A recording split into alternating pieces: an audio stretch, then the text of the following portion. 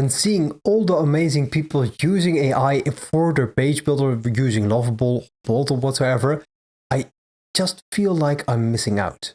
But not today, because I used Builderius in the 90 minutes live stream to try and figure out if I can remake my Figma design. And I was very surprised at the result. Hi, I'm Lex from Tickets Reviews, a UX developer and WordPress specialist by day and educator by night. During my last live stream, I've looked at Builderius. Builderius is a unified development environment, and it looks very similar to something like Elementor. What I try to do is do the logical thing that I usually do when building something. Because we start out with a Figma file. I've created this Figma file in a past live stream where all the basics are in there. There's a heading, there's a footer, there's something that is outside of a component, there's an accent design element in there, and there's a loop grid with also some kind of relationship field. And this makes it a little bit difficult to recreate this. It's not using auto layout, so it's by far from perfect. And I wanted to test out if the page builder could recreate this Figma file. And oh boy, did it deliver. It came out with this. It's the header that we have created. It used its own logo, but as you can see, it has the navigation. It has the button. It has the guy right here, and it has the header with the arrow and the cards. Now, the design's a little bit different. If we go back to our Figma file, we see that there's a little bit difference, but it created everything in there without a hassle. And this is what I started with. It was using the tools that I've created using ACF and where I filled in some content. Only the Gutenberg core is filled with the score, the pricing, and having an introduction video. And from that, it built this page. It was very fun to see everything come alive. You saw that first the heading was created and it created a component. I asked it to do that because I want to reuse it on different pages. So a component is logical. And the first thing that I asked to do it is to create our variable. Because we want to create our fonts, our colors, and that sort of thing. And it pulled up everything from the Figma file without an issue. Now, it did make changes to the preference that I have, because here it used 48 pixels instead of using clamp. Now, even in this case, I want to make a change because I don't like the pixels. Perhaps we can do that live, so you can see what it is like to use it. Now, I'm using Voice Dash to use my voice to speak into, in this case, Cloud Code, and make the changes. I see that for the font size, you've used clamp and you're using pixels in there. I want to use rams. Could you make those changes to make the value be equal to ram? Now, as you can see, although I've spoken, it didn't add that. So that's something hopefully that will be fixed in the future. And if we copy and try to paste it directly in here, it doesn't work either. You have to right click and hit paste to add it.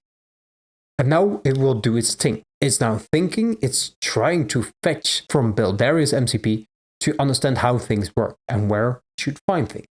And this is really interesting because you can imagine and wonder, how does this work? Because it's like a terminal, but inside of your browser. Well, usually when you use AI, you are using the Cloud Code API endpoint. And the API endpoint is way more expensive than the others because you are paying directly for the tokens that are available. How Builderius does it, it uses the Cloud Code directly. So you can use the Cloud Code subscription, and I can see that they have built something for it to make it work, which means that you can get way more tokens for less much money. And this is quite unusual. I haven't seen that any page builder like Builderius has created a direct connection to your Cloud Code description because you are using it on your computer. It's directly interfacing with it. From there, you can do a lot of more tokens. I don't know what the exact pricing is, but I do know that from following theo.gg that there's a difference between the API tokens that's used and the Cloud Code tokens that's used. And as you can see, while trying to explain this, it has changed the pixels to RAM. You can also see it right here. We hit save to save the changes. That's something that I still need to get used to. When you ask it to make the changes, it doesn't save. It would be nice that in the future there's some history that you can go through and then it doesn't matter anymore. But this is the first step. Trying to create your design system, right? Your variables, your selectors, like your CSS, it has created that right here. And after that, I asked it to create the header. The header is something that you saw earlier, and it was very fun to see everything come alive, piece by piece. Then we also have the person design. I needed to fix that because it added a separate image inside of our container where the laughing person should be in. Now, I didn't want that. I wanted to be a direct image within our background to save the amount of elements that needs to be fetched just for the background. Making those changes using Builderius is very easy. And there's where you can see the advantage of using AI within a page builder. You can ask AI to generate the bulk of the things and do minor adjustments. Although you are waiting a lot of time. You need to wait before everything is generated because AI still needs to understand how things work within Builderius in this case. In the future, it will be way faster than you can do it, but for now, I'm wondering who would do it faster. Would I be faster in creating it myself, or is letting AI do it a way faster way of working? Then I asked it to create the cards. It's using the loop grid, and at first it didn't look good. Perhaps I did something wrong, but the second try, it created this. And it looks like everything is being fetched. And as I have not filled in every information within the card, it is not showing everything. Then the previous time, I used Novamira for its Elementor, and it was not as efficient. During the 90-minute session, I ran out of tokens. And if we look at right now, I was at 78% before I asked AI to replace the pixel RAM value, and now we're at 81%. And that's 90 minutes of use, building out this section, even making mistakes and letting AI fix it instead of fixing it myself.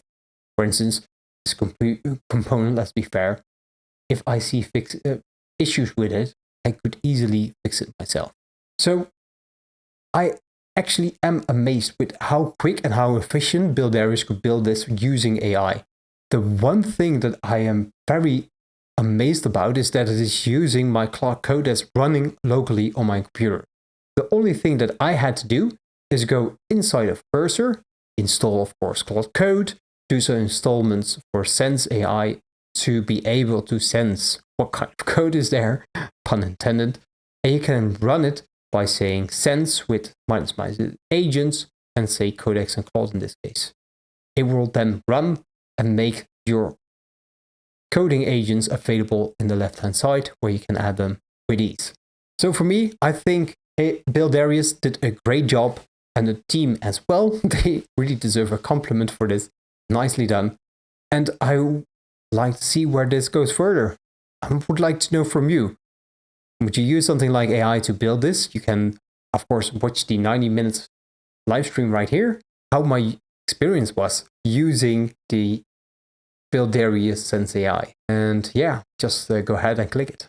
Click, click, click, click, click. Yeah. Maybe you're waiting for me to say thanks for watching, and until next time, keep designing.